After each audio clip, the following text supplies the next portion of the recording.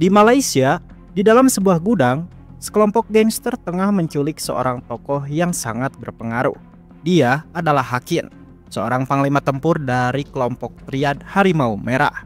Gudang yang sangat gelap membuatnya tidak bisa melihat siapa para gangster yang telah menculiknya ini. Lalu para gangster tersebut memaksanya untuk menjalin kerjasama demi memperlancar pengiriman barang ilegal mereka yang akan segera tiba dari Indonesia. Bos besar mereka menawarkan imbalan sebesar 3 juta ringgit jika menerima ajakan kerja sama ini. Akan tetapi Hakin menolaknya. Semua itu dilandasi atas dasar prinsip kesetiaan tinggi terhadap kelompoknya. Aku nak kau buka jalan. Barang aku sampai tepat pada masa. Simpan je lagi kau sial. Ternyata semua ini adalah tes saja. Rupanya para gangster yang telah menculiknya itu adalah dari kelompoknya sendiri. Bos besar sengaja melakukan hal ini untuk mengetes tingkat kesetiaan Hakin terhadap kelompoknya saja. Sebab dalam waktu yang dekat, dia akan segera pensiun dan mempercayakan kelompok terhadapnya. Dan setelah melihat prinsip kesetiaan yang ditunjukkan Hakin tadi, bos besar sudah tidak merasa ragu lagi untuk mempercayakan kelompok terhadapnya. Tapi aku suka. Ada apa lagi? Ayah dah bagi green. Bila? Ayah. Tapi tu ayah. Kelompok Harimau Merah merupakan salah satu organisasi triad paling berpengaruh di Malaysia. Merekalah yang memegang penuh dalam menjaga keseimbangan gangster. Kelompok ini memiliki jaringan kolega yang luas serta peranan strategis dalam berbagai aktivitas bisnis ilegal, khususnya dalam penguasaan jalur dermaga. Selama bertahun-tahun, mereka memegang kendali atas seluruh distribusi barang melalui pelabuhan. Siapapun gangster yang akan melakukan transaksi pembelian barang dari luar negeri harus terlebih dahulu mendapatkan izin dan kontrol dari mereka.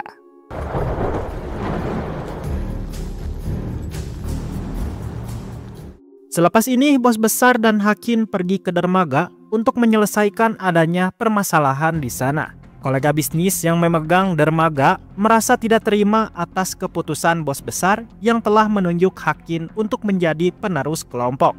Padahal yang seharusnya ditunjuk adalah mereka yang merasa telah lama bekerja dengan bos besar. Oleh karena itu, mereka pun secara terang-terangan akan berhenti berbisnis dengan bos besar sebagai bentuk protesnya. Pernyataan tersebut membuat bos besar marah, sehingga dia menyeru Hakin untuk memberikan salam olahraga terhadap mereka ini, cuy. Jangan berlebih-lebih.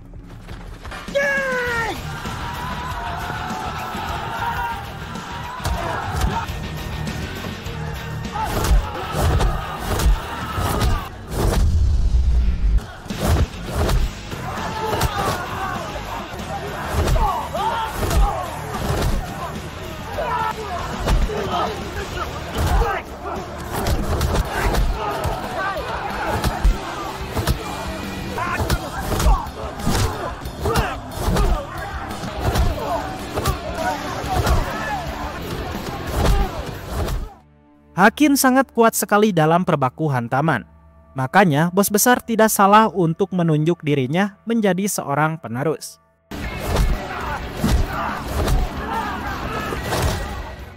Di tengah tawuran persaudaraan yang semakin pecah, terdengar sirine kepolisian yang menuju ke tempat ini. Akan tetapi bukannya kabur, Hakin justru malah memilih diam dan rela mengorbankan diri demi teman-temannya bisa melarikan diri. Dan selepas itu, film Harimau Merah Konflik Bermula 2025 pun dimulai, cuy.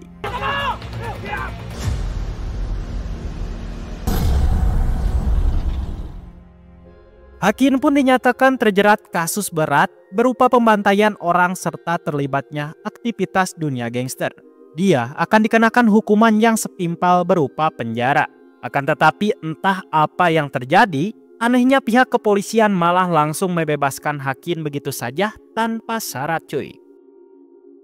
Keputusan bos besar yang menunjuk Hakin menjadi seorang penerus memang telah menimbulkan perpecahan dalam kelompok. Salah satunya Kun, pemegang bisnis jalanan yang merasa tidak terima atas semua ini. Dia frustasi karena yang seharusnya ditunjuk adalah dirinya, bukan si Hakun. Lalu Kun yang merasa frustasi melampiaskannya dengan mengganggu seorang wanita pekerja kedai bernama Susan. Akan tetapi tindakannya itu langsung dihentikan oleh Saki, sahabat dekatnya Hakin. Saki merasa jijik terhadap Kun yang hanya berani mengganggu seorang perempuan saja. Oleh karena itu, ia pun mengajak Hakun untuk keluar dari kedai agar bertarung dengannya. Hakin sendiri telah keluar dari kantor polisi itu. Tidak lama dari itu, Saki bersama kedua temannya datang yang ingin menjemputnya. Saki pun bercerita atas tindakan Kun di kedai tadi. Mereka sudah mulai kelewat batas dengan berani mengganggu seorang wanita. Tapi yang paling parahnya lagi, Kun telah diam-diam mengedarkan narkoba.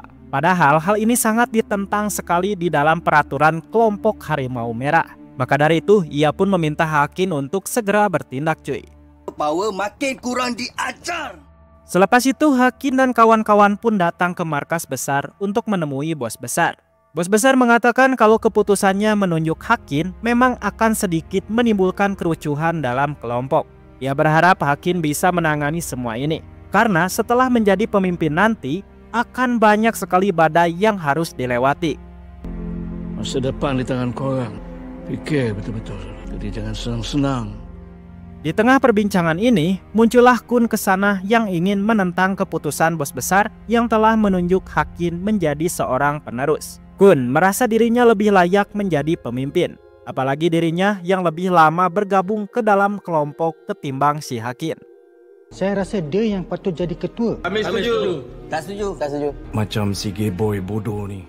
Demi menghindari kericuhan antar anggota, bos besar pun akan merevisi kembali keputusannya yang menunjuk Hakin. Dia pun menyuruh Hakin dan Kun untuk mengumpulkan uang yang sangat banyak dalam waktu 1 minggu saja. Dan siapapun yang berhasil mengumpulkan uang lebih banyak, maka dialah yang akan menjadi seorang penerus untuk mengganti kepemimpinannya. Ramai orang berkorban untuk kemenangan ini. Terbuktikan apa yang kau boleh buat. Macam mana? Apa je lah. Kompetisi persaingan kedua calon pun dimulai. Kun sendiri telah pergi ke dermaga untuk mengirimkan barang narkoba ke Filipina. Dia telah mengambil jalan kotor ini demi bisa mendapatkan kursi kepemimpinan. Kalau aku buat kerja. Semua beres, aku akan bagi kau. Sedangkan Hakin sendiri tetap istiqomah dan menjalankan persaingan bersih, yakni menjadi seorang debt collector, di mana hal itu merupakan bisnis utama dari kelompok. Saki dan kawan-kawan pun menagih seorang pedagang roti dengan sangat kasar. Mereka terpaksa melakukan ini demi bisa mendapatkan uang secepatnya agar Hakin bisa terpilih menjadi seorang pemimpin. Alah bang, tak payah masuk neraka. Proposal. Tetapi hal ini justru sangat tidak disukai oleh Hakin atas tindakan mereka yang terlalu kasar terhadap nasabahnya. Ia pun malah memberikan uang kepada si pedagang roti ini sebagai bentuk permintaan maaf atas tindakan sahabatnya. Bersama dengan itu, Kun juga telah mengirimkan anak buahnya untuk melakukan penagihan demi menghindari kecurigaan bos besar atas bisnis narkobanya. Berbeda sekali dengan Hakin, mereka memakai cara penagihan yang sangat kasar sekali dan bahkan mengejar nasabahnya.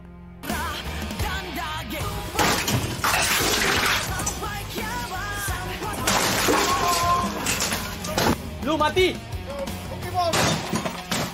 Kembali ke Hakin yang sedang berada di rumah susun untuk menagih kepada nasabah yang merupakan seorang bapak-bapak tua. Di sana mereka langsung memaksa bapak-bapak tua ini untuk segera melunasi hutangnya. Akan tetapi si bapak tidak bisa menyanggupinya sekarang, lantaran dia yang sedang sakit. Akan tetapi Saki merasa tidak peduli dan bahkan malah ingin menghajarnya. Ayah! Namun tindakan itu langsung dia urungkan saat anak dari si bapak ini datang. Yang ternyata itu adalah Susan, si pelayan kedai. Siapa duga selama ini Saki menyukainya. Maka ia pun langsung meringankan bayaran dari si bapak itu atas dasar rasa suka dia terhadap si Susan. Setahun pun boleh. Oi! Hei. Uang pendapatan dari penagihan hari ini sangat minim sekali. Semua ini disebabkan oleh Hakin yang terlalu lembek saat menagih uang kepada nasabah. Padahal saat ini mereka tengah berjuang mengumpulkan uang hanya agar Hakin bisa terpilih menjadi seorang pemimpin. Percaya satu hari nanti kau akan faham juga.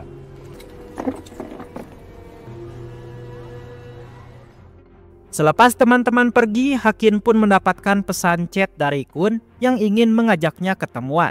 Kun menawarkan sebuah perjanjian bisnis yang sangat menggiurkan untuk Hakin. Saat ini dia telah menjalankan bisnis narkoba tanpa sepengetahuan bos besar.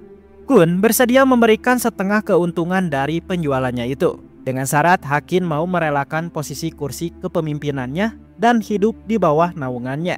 Hakin pun menolak tawaran ini dengan ngeleos pergi begitu saja tanpa mengeluarkan kata sepatah kata pun. Minggu depan kita nak pilih ketua baru. Kau join aku?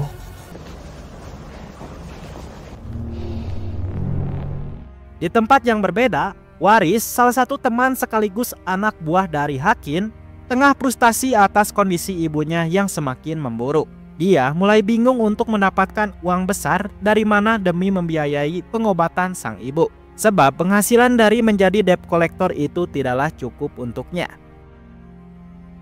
Pada malam harinya, para anak buah Kun sedang memindahkan paket narkoba ke dalam kapal untuk mulai dikirimkan ke Filipina. Akan tetapi tiba-tiba saja, segerombol kepolisian muncul untuk melakukan penyergapan. Polis! Bangsat kau ni. Kun telah mengalami rugi besar atas penggerebekan ini. Dia akan memikirkan cara untuk memberikan pelajaran kepada Hakin yang telah merugikan bisnisnya. Rasa kekesalannya pun kian mendalam saat teringat dengan istrinya yang telah meninggalkannya pergi. Kini dia pun harus hidup bersusah payah mengurusi kedua anaknya yang masih kecil. Pasal duit. Berapa banyak lagi harta yang saya nak awak ceraikan saya. Pada pagi harinya, Hakin dan temannya sedang pergi ke restoran untuk menemui Nabila, putri dari bos besar. Selama ini, Nabila sangat menyukai Hakin. Begitupun dengan Hakin yang menyukainya juga. Akan tetapi mereka berdua malu untuk saling mengungkapkan cintanya itu. Awak tak lama lagi nak pergi Australia kan? Boleh, Bobby. Bunga depan. Dia percayakan awak kan? Nabila memberitahukan kalau sebentar lagi dia akan segera pergi ke Australia untuk kuliah. Anggap saja pertemuan ini adalah perpisahan untuknya. Mendengar hal itu, Hakin pun sedikit merasa sedih. Di tengah obrolan ini, Waris pun izin pergi ke toilet. Yang mana tepat saat itu, ada sebuah truk sedang melaju kencang ke arah mereka. Dan tiba-tiba...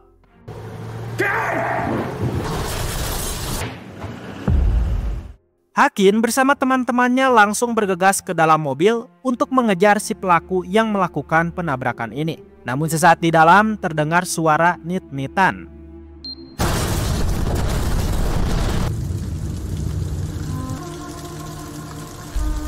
Seseorang telah sangat sempurna menjalankan rencana semua ini. Atas insiden ini, Nabila pun harus meninggal dunia. Kabar ini pun telah membuat bos besar merasa sedih. Dia tidak menyangka ada seseorang yang sangat berani sekali menyentuh keluarganya. Maka ia pun menyuruh Hakin untuk segera mencari pelaku pembunuh putrinya itu. Setelah perbincangan itu, Hakin menyeret Waris yang dituduh melakukan pengkhianatan dengan membocorkan lokasi mereka ke seseorang. Di mana sebelum insiden penabrakan terjadi, Warislah yang tidak ada di tempat karena sedang berada di toilet. Setelah dipojokkan, Waris pun akhirnya mengaku juga. Dia memang telah membocorkan informasi keberadaan Hakin kepada seseorang yang berjanji akan membayarnya dalam jumlah yang sangat besar. Dan ternyata orang yang telah menyuruhnya itu adalah... Aku pengkhianat. Ada duit, kau tolong bayarkan. Benar sekali, siapa lagi kalau bukan Kun. Waris mengatakan ia terpaksa melakukan ini demi mendapatkan uang biaya obat ibunya yang sedang sakit. Meski demikian, ia menekan tidak mengetahui kalau Kun akan membunuh Nabila. Mendengar hal itu, Hakin bersama teman-temannya yang lain merasa kecewa sekali terhadapnya. Padahal selama ini mereka sangat kental sekali akan prinsip kesetiaan dan tidak akan pernah menjual nyawa temannya hanya karena sebuah uang. Anak ayah Nabila dah mati.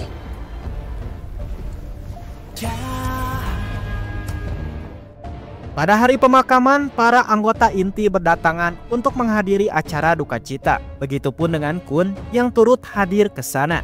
Namun kedatangannya bukan untuk berduka cita, melainkan ingin melakukan provokasi saja dengan mengatakan Waris tidak hadir di sini. Kehilangan Nabila ni macam kehilangan. Mana Waris? Boring ah, tak siapa nak layan aku. Sial sekali, bos besar pun langsung terpancing atas provokasi ini. Dia pun menuduh Waris atas keterlibatannya atas pembunuhan putrinya itu. Maka bos besar pun menyuruh Hakin untuk segera mencari Waris dan menyeret ke hadapannya. Bukan semuanya salah Waris. Aku hormati kesetiaan kau. Kalau kau nak pergi-pergi, kau musuh aku. Waris sendiri sedang menuju ke kantor Kun untuk menagih janji uang yang akan dibayarkan atas kinerjanya kemarin yang telah membocorkan lokasi Hakin. Tetapi Kun tidak mau menepati janjinya itu. Dia justru malah langsung menghajarnya.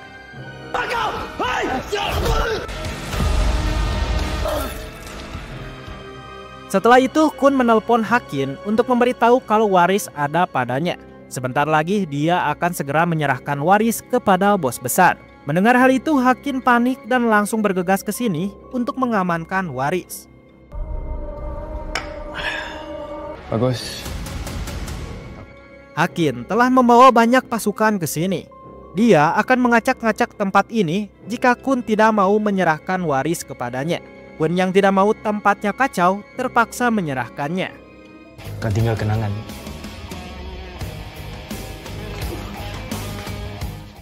Hakin sendiri tahu kalau Waris hanya sedang dimanfaatkan oleh Kun untuk dijadikan tumbal dalam aksi kejinya itu. Maka ia pun langsung membawanya ke rumah Susan untuk mengamankannya dalam beberapa waktu. Hakin akan segera mencari bukti kalau Kunlah orang yang telah membunuh Nabila, bukan si Waris. Tak cakap apa, kau rehat.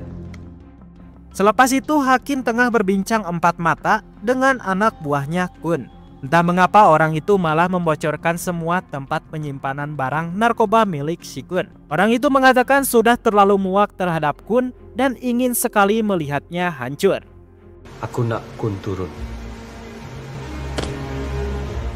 Setelah mendapatkan semua info ini, Hakin bersama temannya pergi ke dermaga untuk membakar semua barang narkoba milik Kun. Meski sempat ditahan oleh para anak buah Kun, tapi mereka mampu menghadangnya cuy. Lalu cairan bensin dibasuhkan ke seluruh kardus itu untuk mulai membakarnya.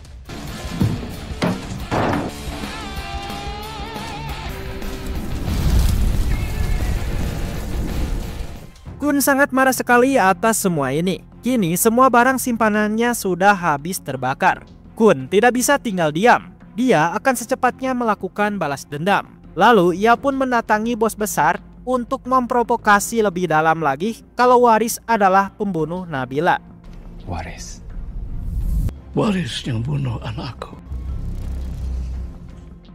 Pada pagi harinya, Hakin dan teman-teman sedang berada di rumah Susan untuk melihat kondisi Waris. Dirasa masih aman, mereka pun bergegas pergi untuk mencari bukti yang bisa menghancurkan Kun. Namun saat akan memasuki mobil, tiba-tiba saja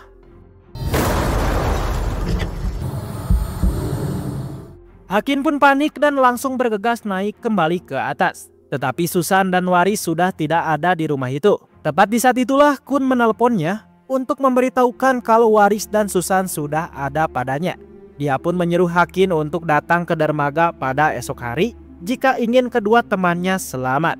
Saki sendiri tidak bisa mengendalikan emosi saat mengetahui Kun telah menculik sahabatnya. Maka ia pun berencana akan menculik anak Kun juga untuk dijadikan sebuah sandera. Lalu ia bersama temannya pergi ke sebuah sekolah untuk memantau anak Kun yang sedang dijemput. Setelah itu mobilnya pun dibuntuti dan langsung menghentikannya agar bisa segera menculik anak Kun.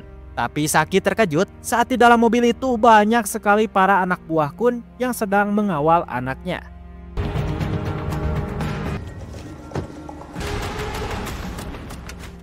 Kabar penculikan Saki pun telah sampai ke telinganya Hakin. Kini dia tinggal sendirian saja untuk menyelamatkan teman-temannya yang telah berhasil ditangkap. Hingga pada esok harinya Hakin pergi ke dermaga untuk menghadapi kelompok Kun. Kun pun merasa kagum atas keberaniannya Hakin yang nekat datang sendiri ke sini. Hakin pun hanya tersenyum saja sebab sebenarnya dia tidak datang sendiri, melainkan membawa banyak pasukan yang langsung melakukan penyerangan dari belakang.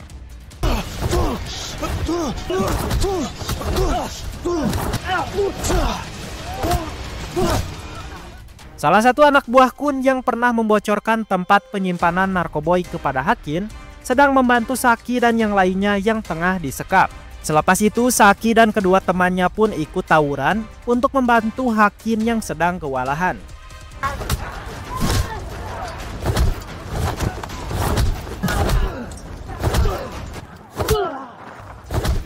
Tawuran pun semakin pecah. Kun melihat ke belakang dan menyadari semua anak buahnya telah dikalahkan. Tepat di saat itu terdengar suara sirine kepolisian yang sedang menuju ke tempat ini. Kun langsung berlari ke belakang untuk melarikan diri. Tapi pelariannya langsung dihentikan oleh Hakin yang sudah mencegatnya. Kau nak lari mana, sial? Okey, tapi sebelum kita bersidang, Sagi. Hakin menyarankan Kun untuk menyerah saja dan mempertanggungjawabkan semua kesalahan yang telah berbisnis narkoba. Tapi Kun menolak untuk menyerah. Dia memilih untuk mati ketimbang harus masuk penjara. Lalu ia pun meminta kepada Hakin untuk menjaga kedua anaknya. Dan selepas itu ia pun menghampiri para polisi itu dan... Kau jaga anak aku.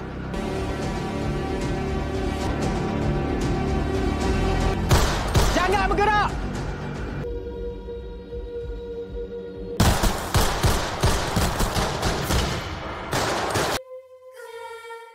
Dan disinilah terungkap segalanya cuy. Bahwa sebenarnya Hakin merupakan seorang kepolisian yang telah diselundupkan ke kelompok Harimau Merah.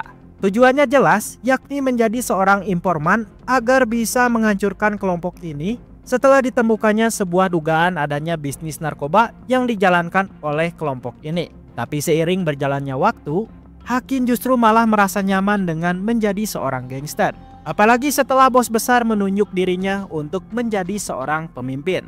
Macam mana aku nak cakap dengan pegawai atasan? Siapa dia kau sebenarnya? Kau juga yang campak aku kat sini, Tuan. Akibat hal itulah, Hakin pun malah akan meninggalkan identitas aslinya yang merupakan seorang polisi dan akan sepenuhnya menjadi seorang gangster. Atasan kepolisian pun menahan dirinya untuk menjadi seorang gangster, tapi Hakin sudah tidak mempedulikannya lagi dan telah bulat dengan pilihannya itu. Engkau masih lagi anggota polis. Bos besar pun akhirnya resmi mengangkat Hakin menjadi pemimpin baru dalam kelompok Harimau Putih. Dan sekarang sepenuhnya kelompok tersebut akan ada di bawah kendalinya. Dan setelah itu, film Harimau Merah Konflik Bermula 2025 pun selesai juga. Mantap!